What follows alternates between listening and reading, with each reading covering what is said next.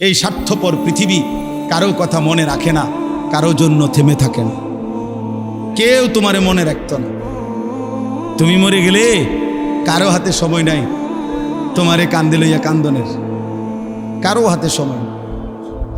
এ বাফেরে দুপুরবেলা জানাজা দিছে, আসরের পরে বাফের জানাজা হয়েছে, কত কান্দা কানছে জিফুতে। এশার নামাজের পরে পাশের ঘরের থেকে ভাত তরকারি আনছে, এরাই পেট ভরে ভাত খায়।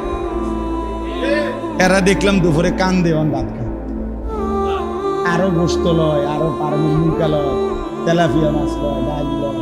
বাহ, কি আপনারা দেখলাম বিকালে কি কান্দাটা কানলেন,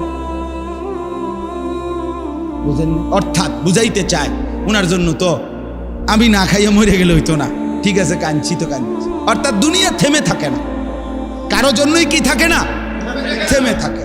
এই জন্য দুনিয়া নিয়েই ব্যস্ত না হই, আখিরাতের ফিকির করি। আল্লাহ তাআলা আমাদেরকে তৌফিক দেন।